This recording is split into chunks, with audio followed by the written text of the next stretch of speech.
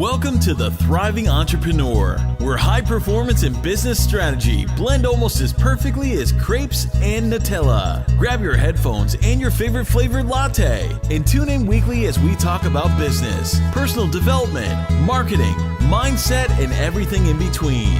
And now, your host, high performance coach, business strategist, and chocolate addict, Yasmin Inal.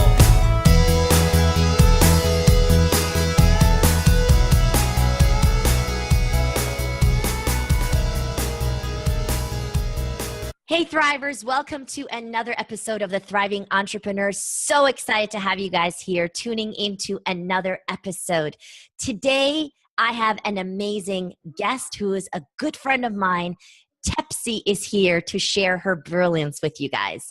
Tepsii is the creator of The Right to Profit, her flagship digital copywriting course for online entrepreneurs. She's also a coach who focuses on messaging and showing entrepreneurs how to start or grow a thriving online business in Sold Out and Booked Solid, her Business Incubator for creatives.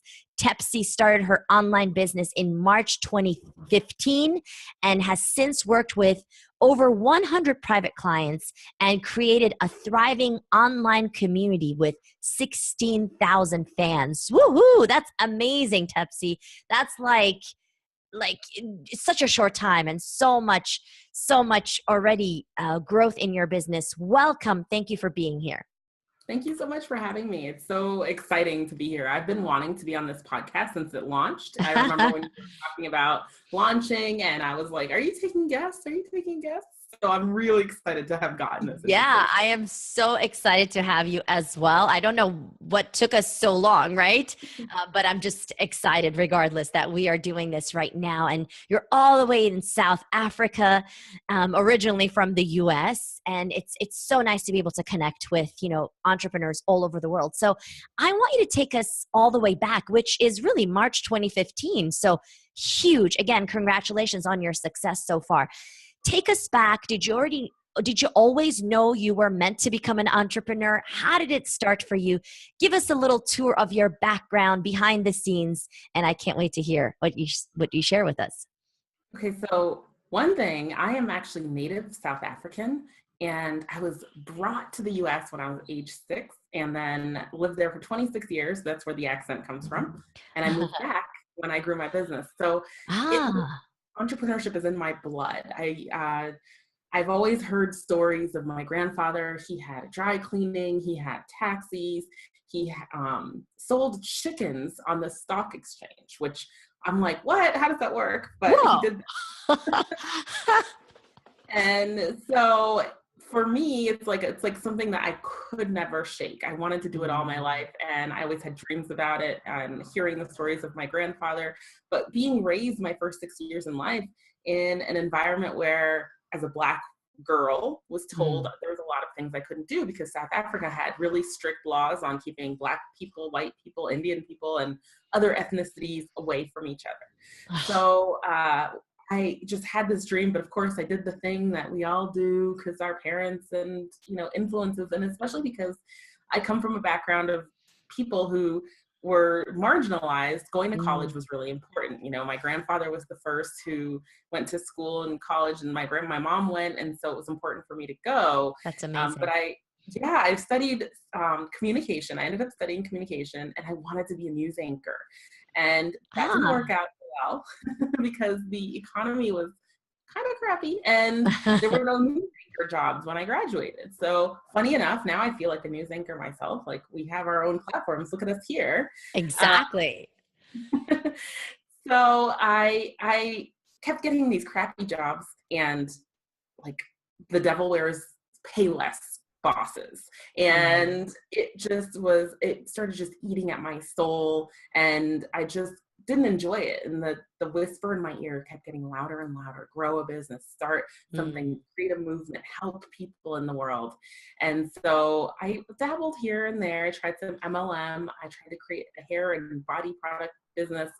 And then finally, I kind of stumbled into copywriting because somebody else told me I was a really good writer and that they thought I could do this.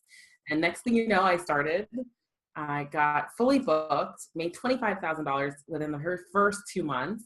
Wow. And because of that, like my entire life changed. Quit my job. My husband did too. And we moved here to South Africa. Now you were in the US, right? When We all of lived in this was happening. Okay.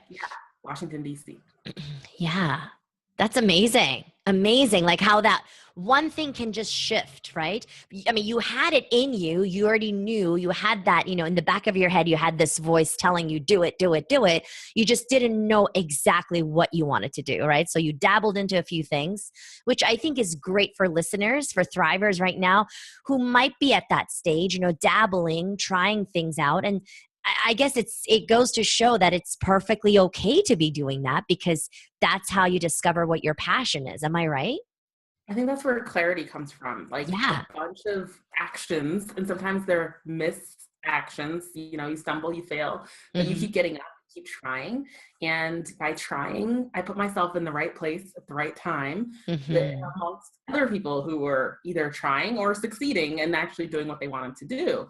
And, I just decided that maybe I didn't have like a thriving business yet, but that didn't mean I couldn't start to grow relationships. I couldn't reach out to influencers and let them know that I appreciated their content or their work and just start to create relationships. And that's how I kind of fell into it. Love it. Love it. Love it.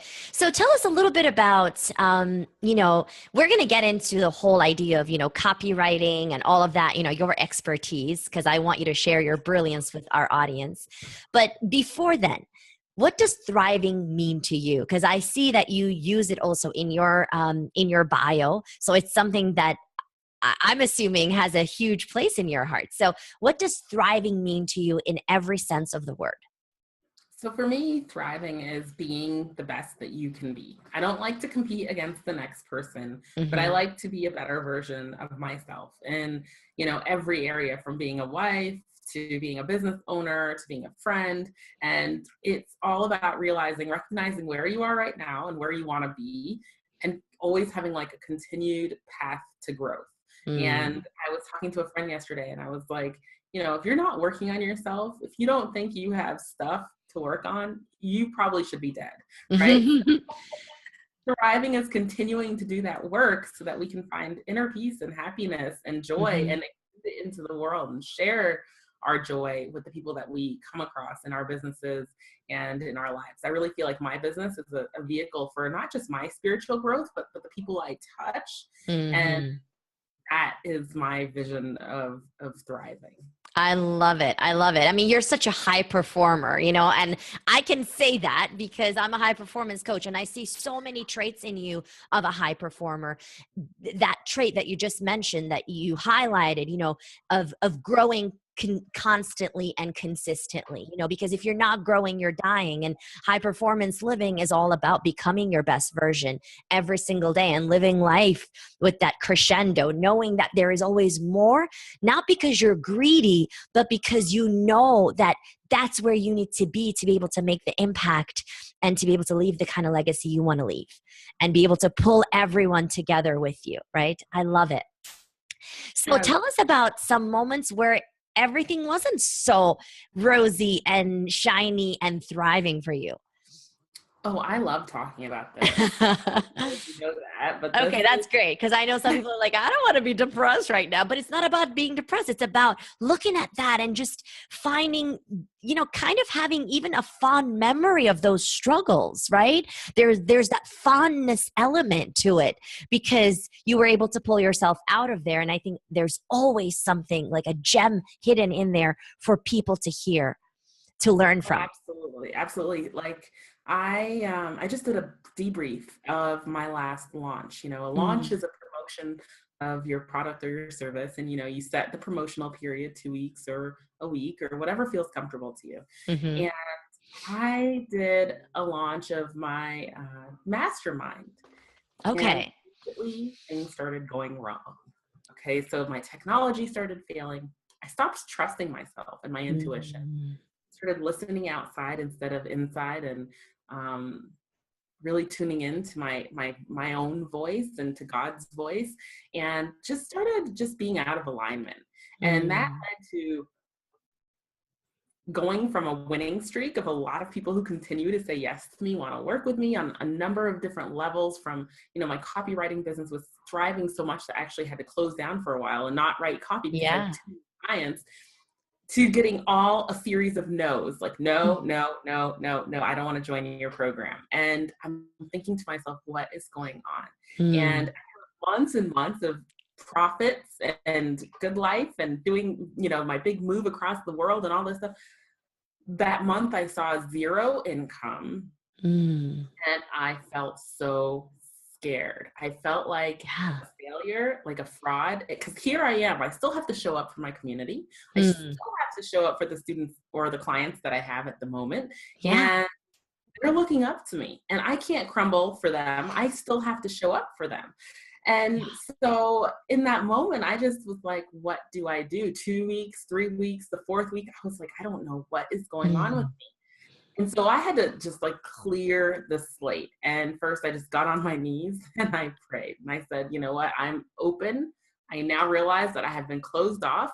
My ego kind of crept in. And when your ego creeps in, you think you can do it all by yourself. You think you're so strong. You don't need to do the practices that are good for you. So meditation, praying, all that stuff. I just was like, I'm good. I'm good for now. I don't need to do it right now. Or I'm too busy. I can't meditate right now. Or I'm too busy to pray right now. Yeah. That's what right? It's like when you are so busy, that's when you need to do it. That's when you need it the most. And so I kind of went back to basics in that moment because, zero income, my family depends on my business, right? So, and not only my family, I had gotten a personal assistant, I have a social media person, I had, other people and their lives and their livelihood depending on me and my income projections. So it was horrible. I couldn't sleep. I couldn't, concentrate. I was just so upset. And luckily, the thing that I had to rely on was not just my faith and my practices, my mindset practices, but also really good friends who kind of reminded me of who I am and brought me back to my center. And with them, so important to have. Oh, it's so, especially when you're growing a business, you need, I call them my business besties, right? You need your besties around because they know who you are. And when you're not being yourself, they're also going to be truthful about that. Yeah. So true. So that was a tough period for me. I ended up kind of turning everything around. I ended up having a $30,000 launch in the end. It took 3 weeks. I only wanted to promote for 7 days, but it ended up taking 3 weeks.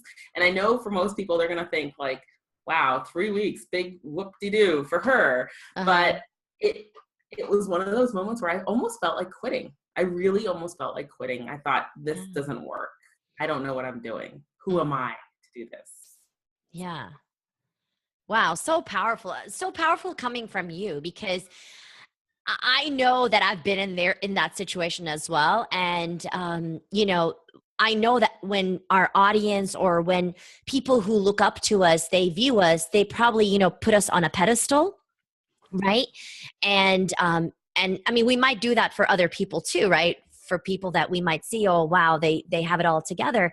I think it's so important to, again, that's where your vulnerability comes in, which I love, that you're willing to share that, to show people that, hey, I'm in the trenches with you. I'm in the trenches with you, but I'm still going. I fall and I get up. I'm just a warrior, instead of being a worrier, right? Instead of worrying about everything, I'm going to keep fighting this battle because I believe in it. I believe in the power of changing lives through it, no matter how hard it gets. Is that kind of close to? Yeah, absolutely. I got the best response from people. I was really scared to share because, of course, you don't want to be a downer to people around you, right?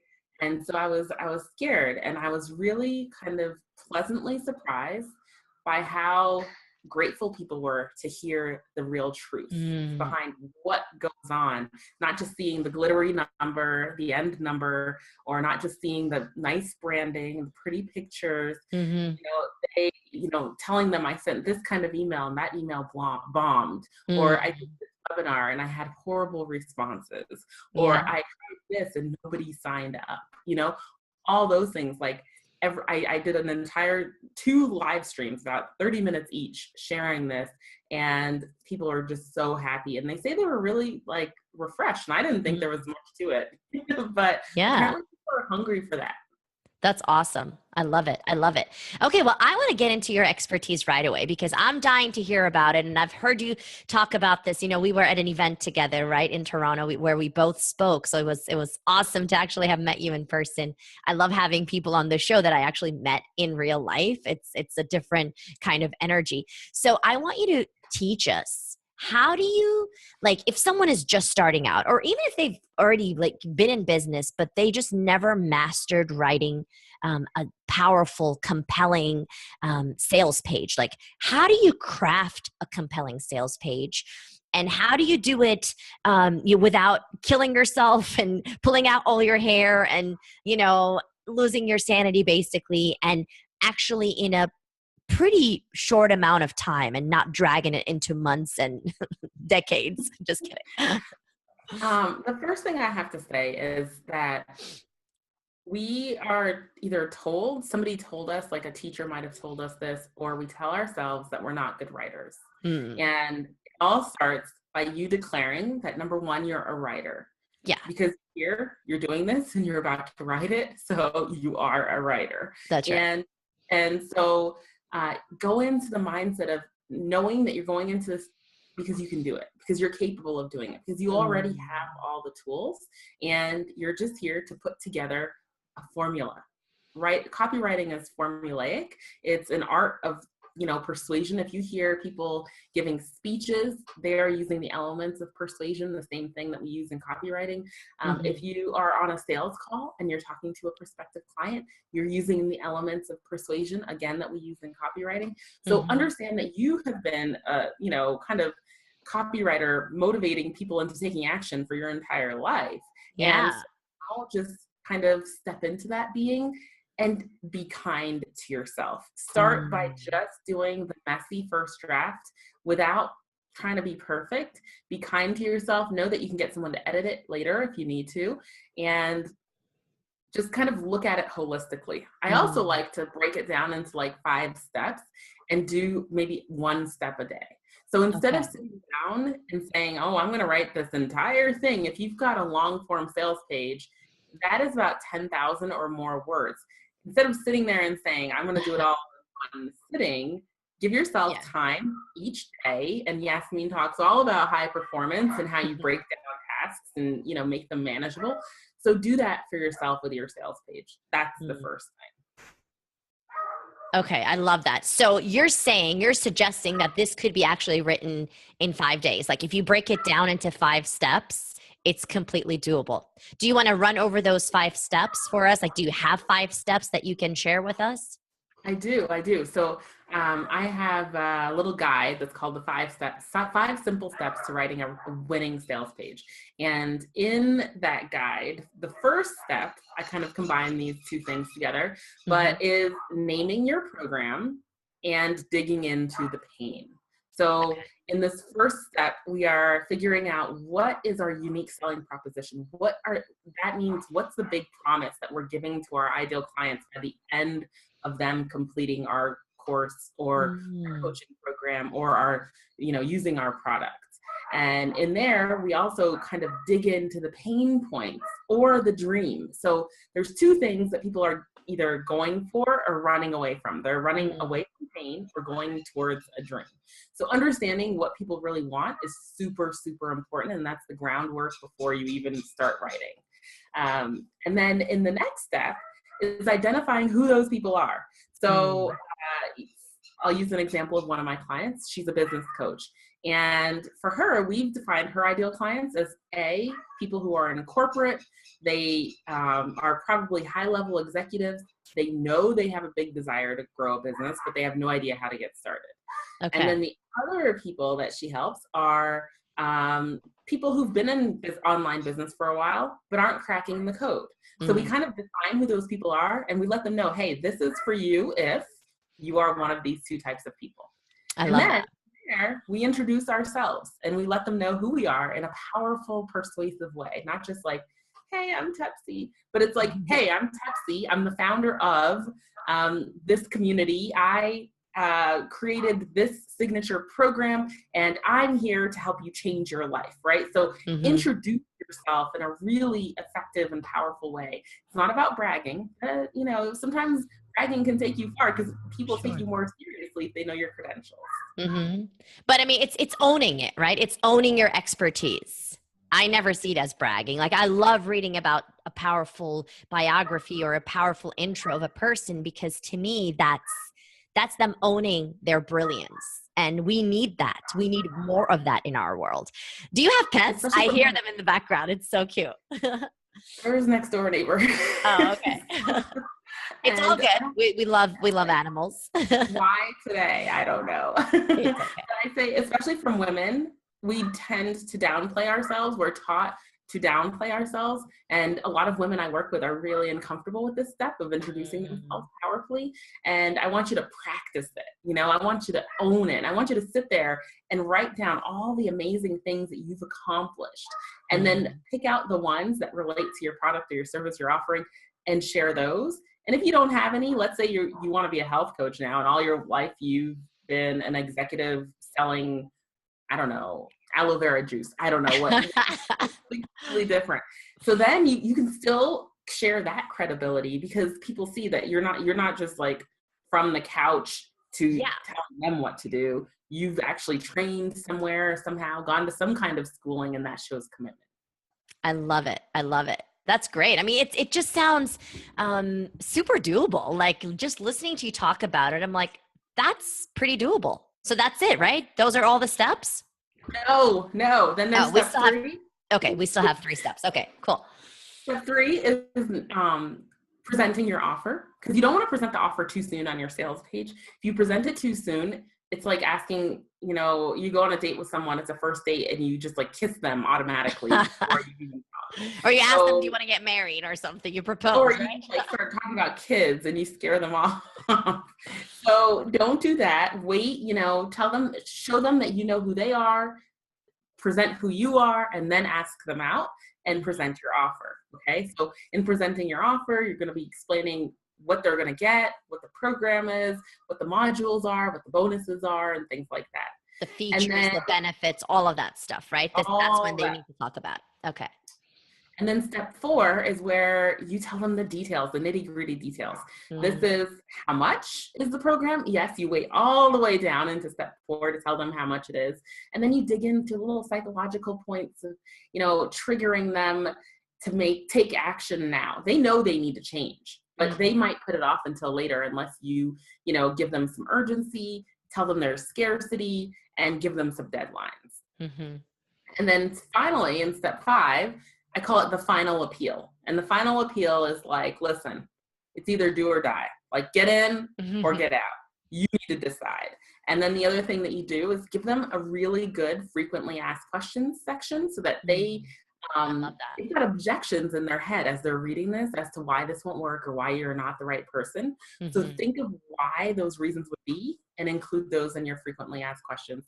And then finally, give them some sort of guarantee. Like, is this going to work? Is there 7 days or a month, money back, or is there no guarantee? Let them know if there is no guarantee. I write that on my sales page, that the guarantee is you. It's not me, it's you. So you show up, you do the work. I'm there to support you, and it's a winning team. Yeah. And that's it. Step 5. I love it.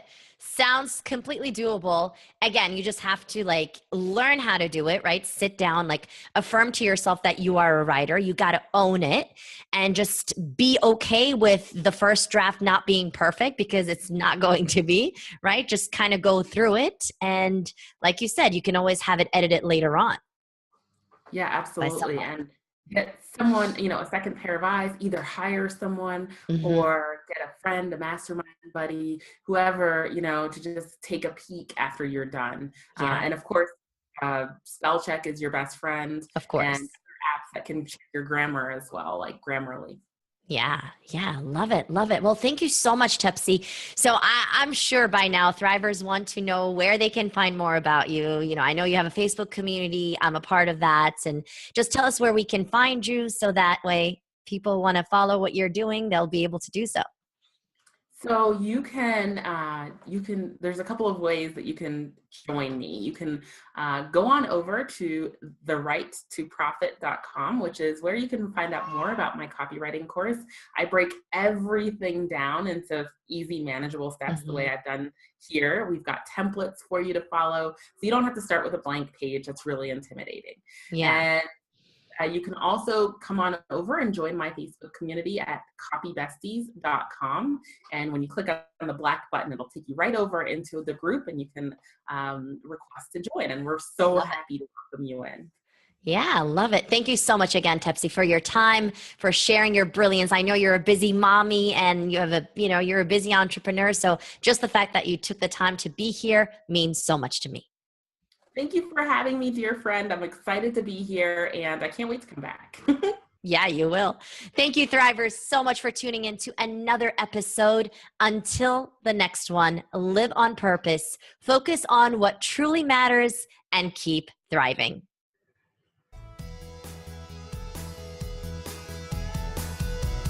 Thank you for tuning in. Join our Facebook group by typing The Thriving Entrepreneur in the search box. And connect with Yasmin at yasmininal.com. That's YASEMININAL.com. Till next time, keep thriving.